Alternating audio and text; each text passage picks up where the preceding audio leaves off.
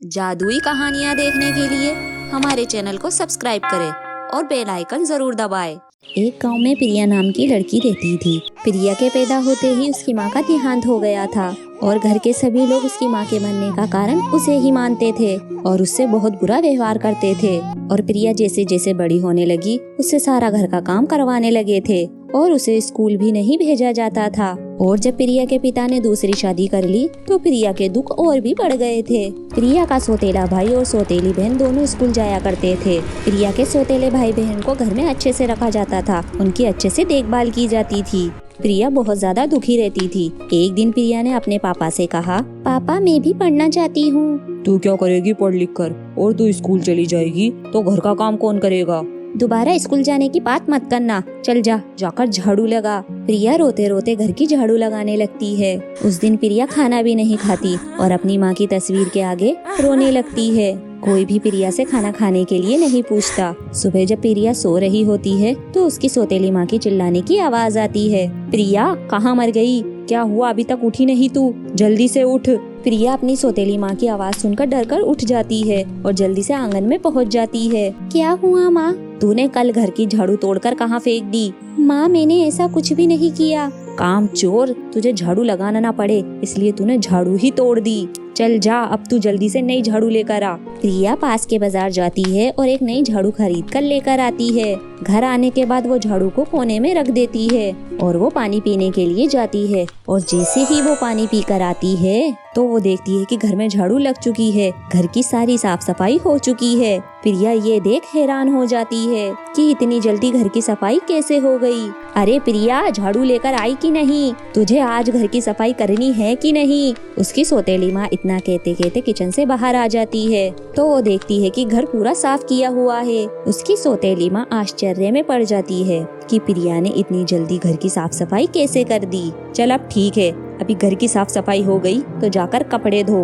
कपड़े धोने के लिए जाती है और जैसे ही वो कपड़े धोने के लिए बैठती है तो वो देखती है कि झाड़ू उसके बगल में ही रखी है और वो झाड़ू ले जाकर जगह पे रखाती है।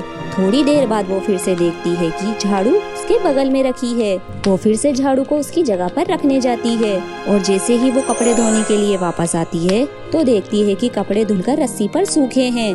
प्रिया की ये समझ में नहीं आता कि आखिर हो क्या रहा है, लेकिन प्रिया डांट और मार की वजह से किसी को कुछ नहीं कहती है। वो जहाँ जहाँ जाती है घर में झाड़ू उसके पास आकर खड़ी हो जाती है। फिर उसे लगने लगता है कि झाड़ू में ही कुछ गड़बड़ है। प्रिया डर के मारे उसे बाहर फेंक आती है और जैसे ही वो घर में वापस आती है झाड़ू उसके घर में ही मिलती है। डर के मारे रात भर उसे नींद नहीं आती है। फिर अचानक से उसे एक आवाज सुनाई देती है। कौन है ये? किसकी आवाज है? प्रिया, मैं तुम्हारी माँ हूँ। कौन माँ? मैं तुम्हारी स्वर्गवासी माँ हूँ। अपनी माँ की आवाज सुनकर प्रिया रोने लगती है और अपने दुख अपनी माँ को सुनाने लगती है। मुझे सब पता है प्रिया, अब मैं सब कुछ ठीक कर दूंगी और ये झाड़ू तुम्हारी हर काम में मदद करेगी। अगले ही दिन से प्रिया को घर में कुछ भी काम करना नहीं पड़ता था, सारा काम वो झाड़ू कर देती है। ये देख प्रिया को बहुत खुशी होती है। प्रिया की सौतेली माँ को ये सब देखकर बहुत हैरानी हो जाती है कि इतनी छोटी सी बच्ची इतना सारा घर का काम कैसे कर रही है। उसका शक बढ़ता ही जाता है और वो प्रिया पे नजर रखने लगती है। उस दिन प्रिया को बात करते हुए सुन लेती है, लेकिन उसकी सौतेली माँ को दिखाई नहीं देता कि आखिर वो किससे बात कर रही है। दूसरे ही दिन प्रिया को उसकी सौतेली माँ बहुत डांटती है और बहुत मारती है और वो उससे पूछती है कि वो रात को किससे बात कर रही थी और घर में ये सब क्या हो रहा है। लेकिन प्रिया अपनी सौतेली माँ को कुछ भी नहीं बताती और रात होते ही प्रिया अपनी माँ को सब कुछ बताती है और बहुत ज्यादा रोती है। प्रिया की माँ को बहुत गुस्सा आता है और वो झाड़ू से कहती है, जाओ झाड़ू अपना काम करके आओ। फिर आधी रात को ही झाड़ू उसकी सौतेली माँ के पास जाती है और वो झाड़ू उसे बहुत मारती है। उसकी सौतेली माँ मार खाकर बहुत चिल्लाती है, लेकिन झाड़ू किसी को दिखाई नहीं देती। सब उससे पूछने लगते हैं कि क्या हो रहा है, क्यों चिल्ला रही हो। उसकी सौतेली माँ कहती है कि मुझे ये झाड़ू मार रही है, लेकिन किसी को भी झाड़ू दिखाई नहीं देती।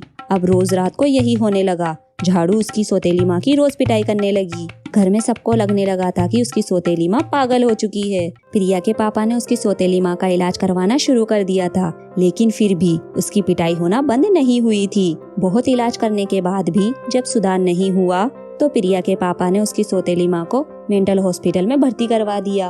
वहाँ सौतेली माँ के सपने में प्रिया की माँ आती है और उससे बोलती है, तुम मेरी बेटी को बहुत परेशान करती हो, इसीलिए मैंने तुम्हारी आज ये हालत कर दी है।